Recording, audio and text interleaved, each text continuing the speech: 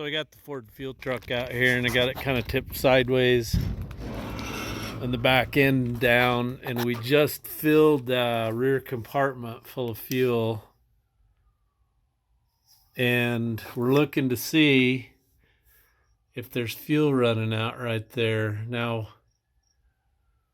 it kind of looks pretty suspicious. Normally it would be coming out of here like crazy, and it's not. And once I dug that, oh, it was like, what would you call it? Body filler stuff out of that, where that bracket welds on there. It stopped running on the inside, so I think that's where our problem is. So we filled it with fuel, gonna let it sit out here in the heat and see if it builds pressure in the tank and then starts pushing it out. Okay, so I think we've got it.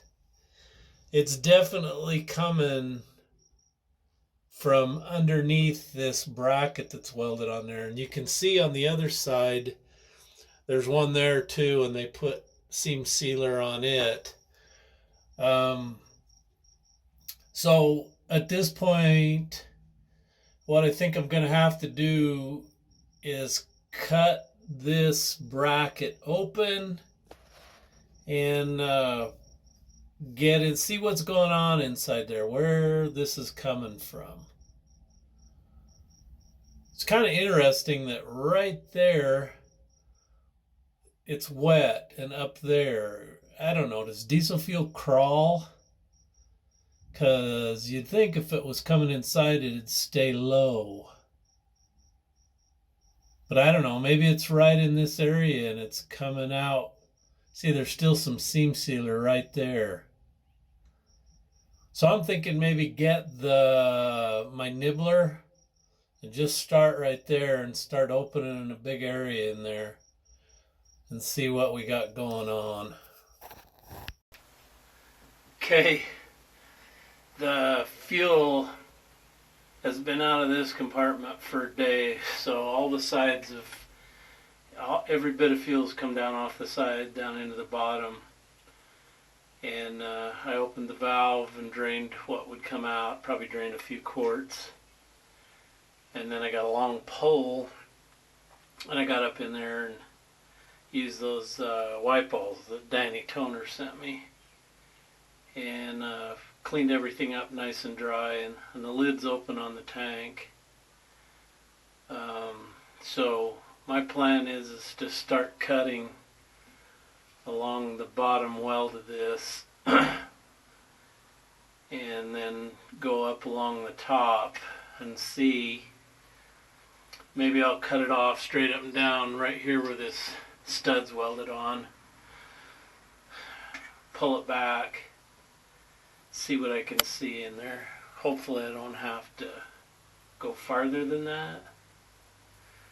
So here we go.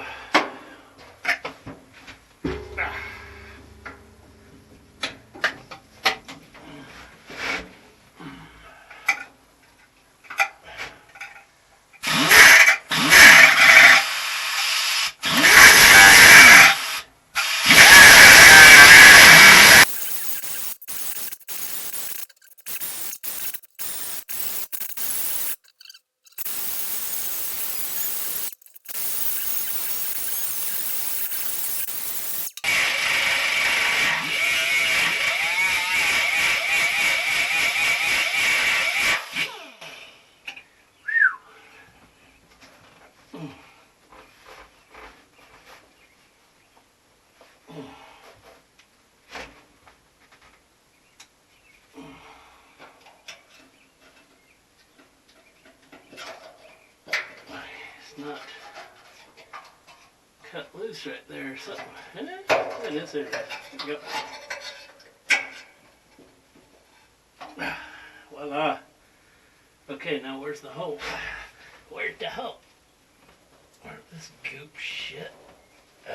Man.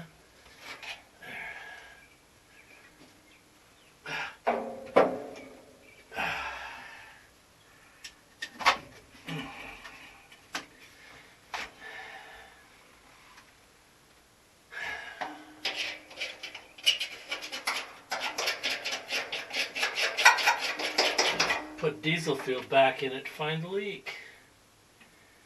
And it'll probably be clear up there. Gosh, dang thing.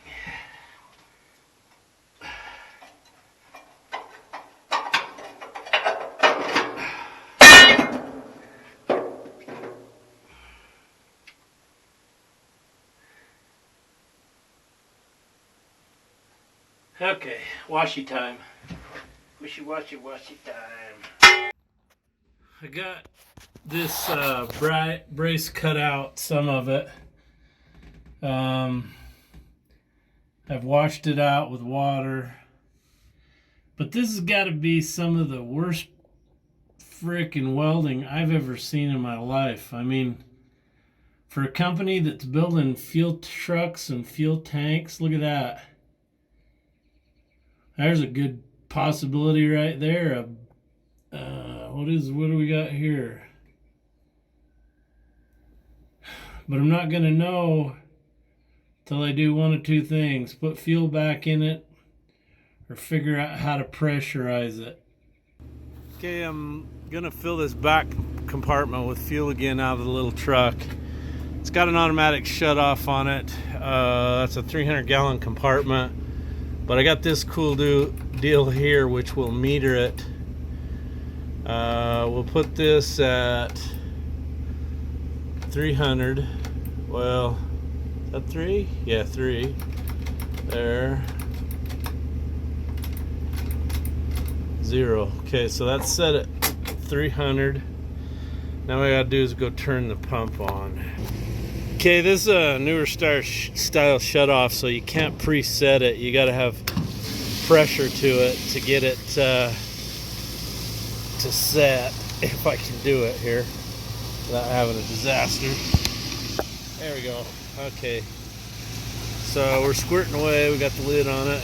Hopefully it doesn't pop out or we'd have a mess. Okay, we're at 100 gallons. So let's see what we can see here. I don't know if she'll start leaking yet or not. I don't see nothing. You guys see anything yet? I don't see nothing.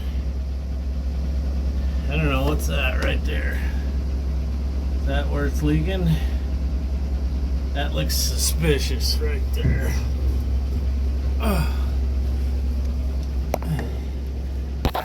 Right there. I don't know, could be a shadow, could be anything. We'll watch it and see what happens. 191 gallons. So this is a filter setup on this and a restriction gauge. I like these filters except for one thing. You have got to watch that restriction gauge.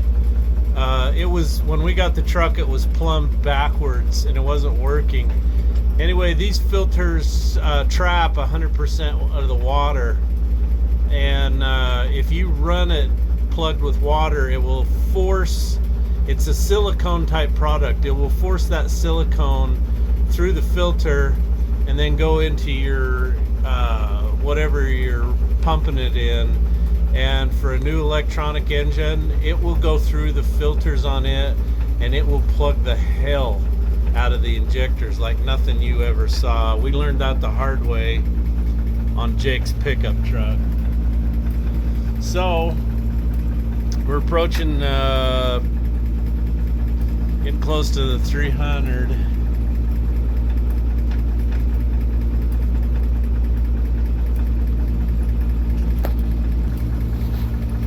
Okay, let's see how close this ends up here.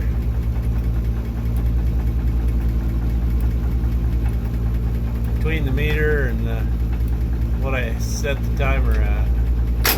Bam, 300, 0. Oh, we're still going. I gotta, yeah, that don't shut off. Okay, just like before, you don't instantly see fuel. What we had to do was shut the lid up there. and let it sit during the day and warm up and build pressure in the tank to actually see the leak. Hey, come over and get my gloves. How do you like that silhouette? I think it's funny. Well, that didn't take long. So I've got fuel there, but what I'm seeing, and let me see if I can get the camera up in here so you can see it. I am seeing fuel on this end of the brace. So I brought a can of ether and a rag, and I'm going to clean this off, but it looks to me like I'm going to have to cut the rest of that bracket out, that it's leaking farther up. So let's clean this fuel off.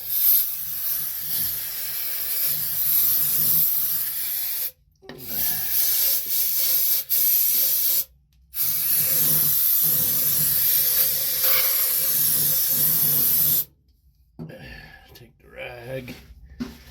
Clean all the residue off. See if I can figure out exactly where this is coming from. So I'm going to shove this up in here to soak that up while I watch this. I still don't think I got enough of that. I thought that ether would get rid of that diesel fuel better, but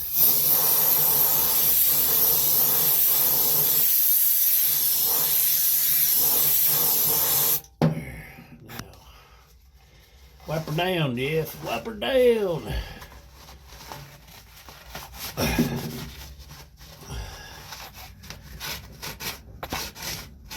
Should I go get the torch? Not now. Not now that you got ether all over it, Jeff. Okay, shove this. I'm going to shove that up in there. Okay, kid. I need you to tell me what you see up in here. What do you see? I see some leakage there. I don't know what the hell. God almighty, I need this stupid hose reel out my way or something. I'm seeing fuel there. I'm seeing it up high, up in there. I'm not seeing it down low yet.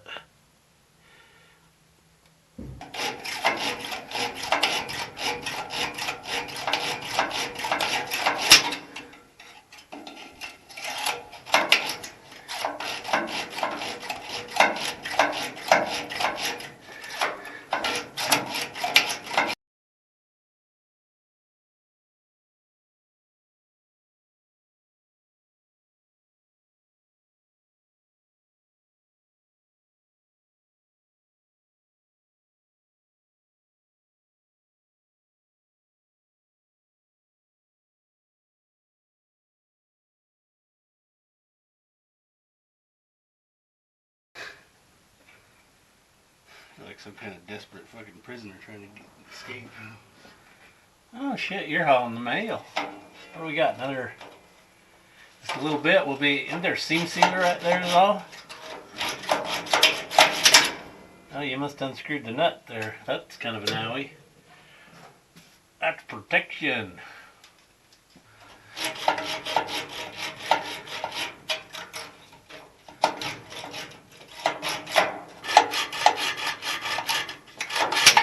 Wiggle it and break it off, or give it to business.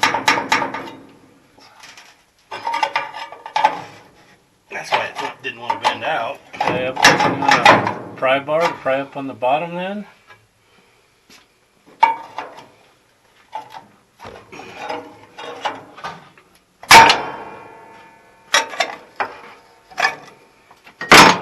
Oh, you got it.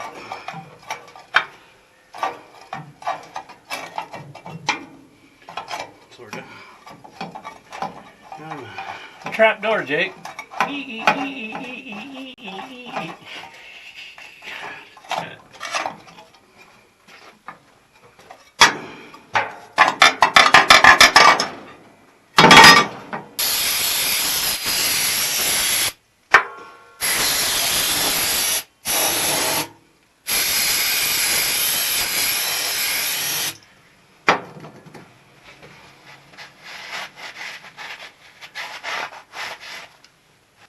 cracked, or they burned through when they did that inside bracing. Shit. Pinhole. See it? I wipe it off. Yeah. So can you tell by looking at that, is there like, can you tell the weld things? Like where they've welded from the inside on those braces? Or? Yeah, and it looks like that's one of them. So it's either they burned a little too deep or doesn't really look rusty. So we found the hole in here. It just didn't want to give up. Wipe it off again. It's a pinhole right down where you can tell that they ran a bead inside on one of those braces. So somebody with their awesome, beautiful weld skills burnt through or dang close to it. Anyway, I paid the price. That's the price I paid. Now it's off to urgent care.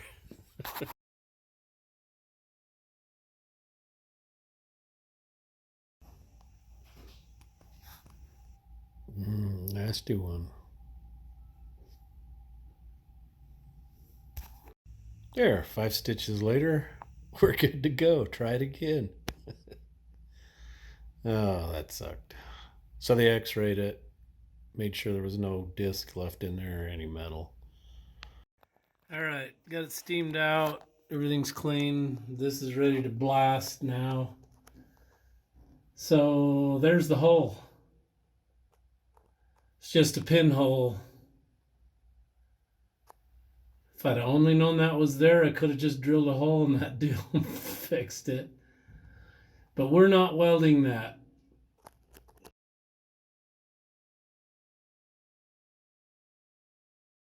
Okay, so that's where the leak is. We've marked where that weld seam is because the pinhole was right up here in that weld seam. So I just took a grinder and roughed it up. We've washed it with alcohol.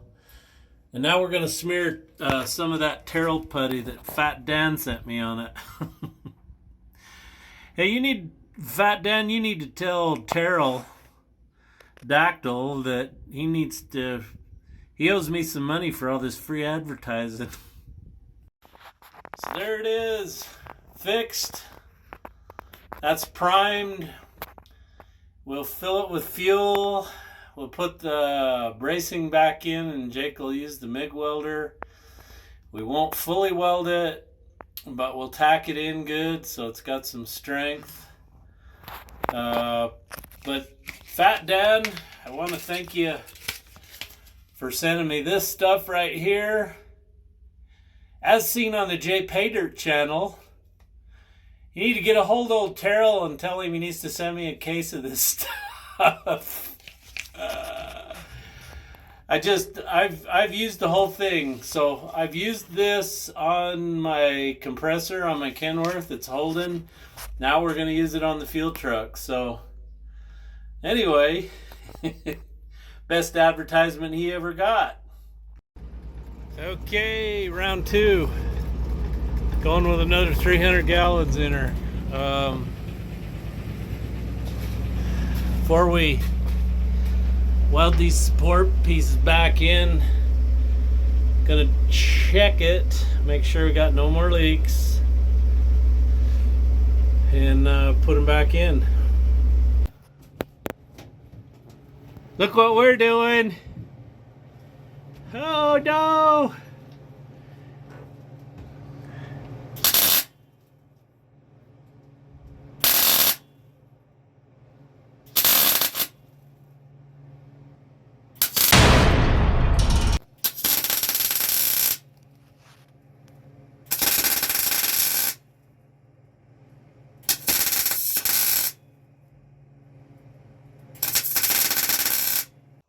Hey, so I kind of wanted to explain to you what happened to me. So I was using this thing and it was partially my fault. Right on the corner of that brace, we just had one little spot there, a little booger holding it. And so I pushed the trigger all the way down and wound this thing up to 20,000 RPM. and went in there, and because it was a corner and had been cut crooked, it caught that disc and just flipped it into my arm and cut me pretty good. I did buy this one, but I couldn't get it in there. I have a face shield. Next time I will wear the face shield and I will wear long sleeves. But tell me your stories and experiences with exploding grinder discs. Also, too, the other thing that I'm not going to do anymore, and I'm sure you do it too, is so you got one of these by the hose or the electric cord, and you're done with it, and you just do that. And even the ones with the big, thick discs on them, can you imagine what that would do to you or somebody else if a big chunk of that came out? So from now on, I'm going to handle my grinders different. I'm going to set them down gentle. We're just not going to drop them, because if you were to damage, it doesn't take much to damage one of these right here, and they spin at like 20,000 RPM. And that's what hit me, is that thin of a disc. Cut me pretty good. But can you imagine if you damaged one of these and a chunk came off? That would kill you.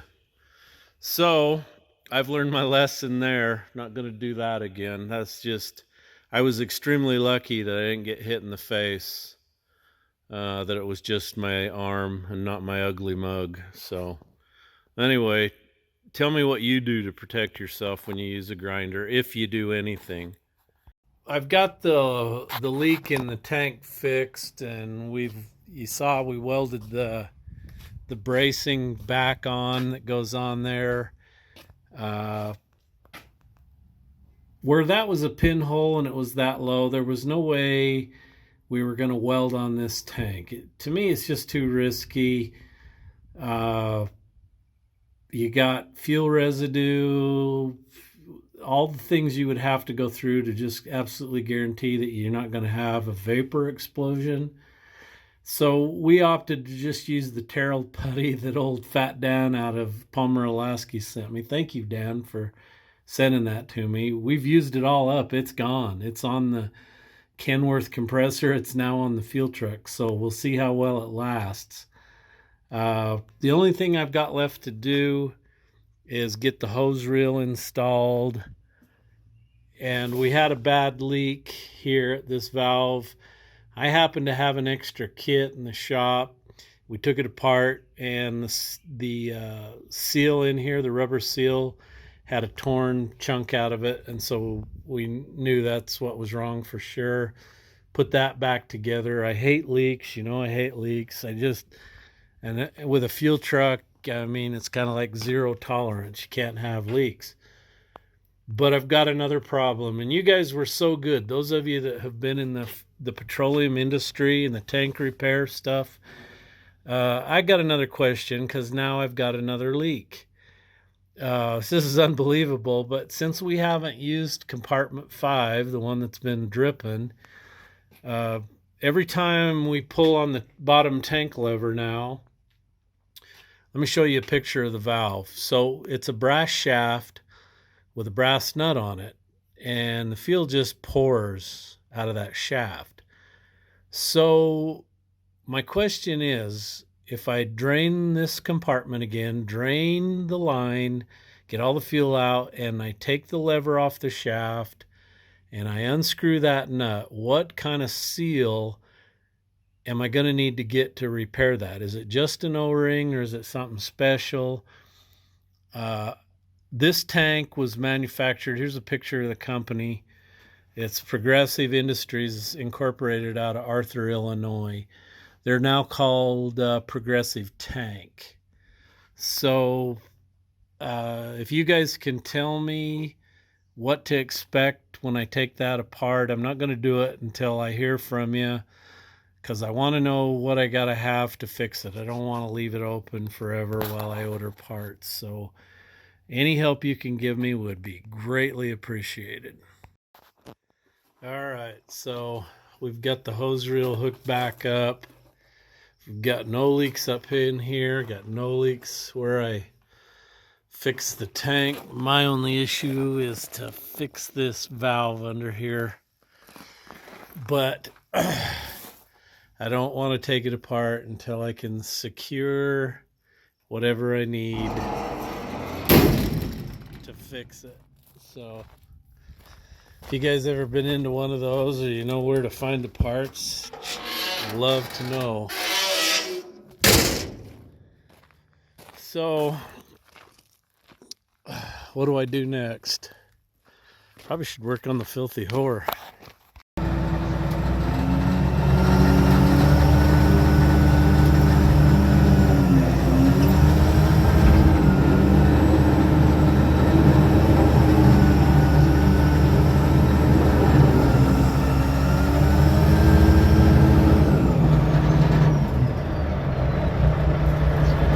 Okay, I got some junking away.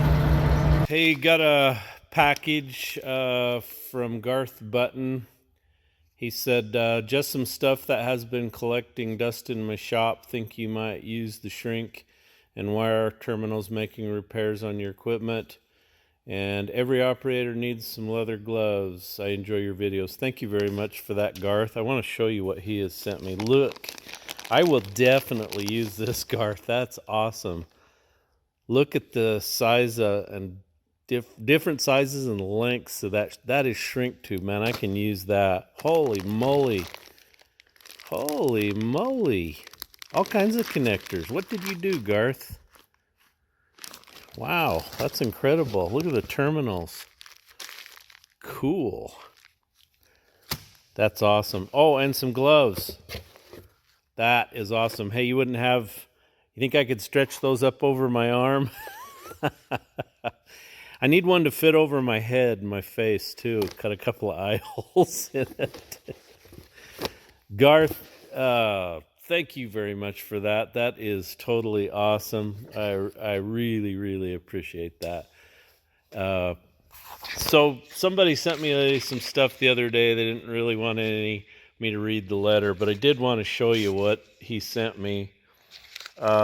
He sent me a ton of these screens, and these go in the glad hands on my trailers and stuff, so the cutter bees and the bugs don't go in there and build a home and clog everything up. Anyway, sir, I want to thank you for this. That's totally awesome. And the fact that you didn't want to be known, you are a true gentleman and a giver. Thank you. Hey everybody, welcome to another edition of the Whiteboard. I got Casey and Olivia here, and I'm going to turn it over to Olivia. Go ahead. Hello, Sandel from Salina, Kansas. Ken Hartley from Weatherford, Texas. Andy Boyce from Murfreesboro, Tennessee. Okay, there, Miss Casey Koo, you ready?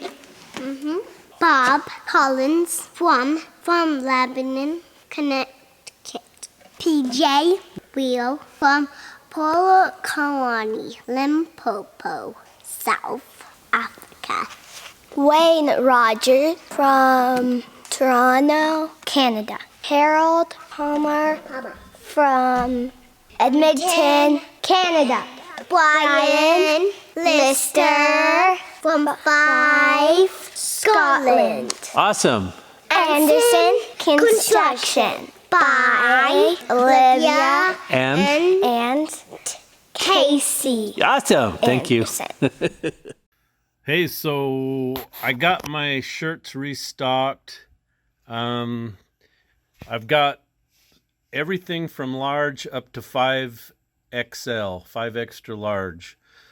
But I did make one mistake. So with the safety orange ones, in the everything from the 2XL up, I don't have pockets for those. But in the safety green ones, I do. I have them with pockets or without. In the just plain large sizes, I have pockets and no pockets. And I have lots and lots of the FW shirts. For those of you that don't know what that is. Anyway, here at Jpaydirt.com, I have at least 3 fully satisfied customers. If you'd like to see one of the customer testimonials, watch this. Hi, I want to tell you about my Anderson construction apparel. It's good stuff. You should go to www.jpaydirt.com. Jeff Anderson is not paying me to say this. You should go buy some now.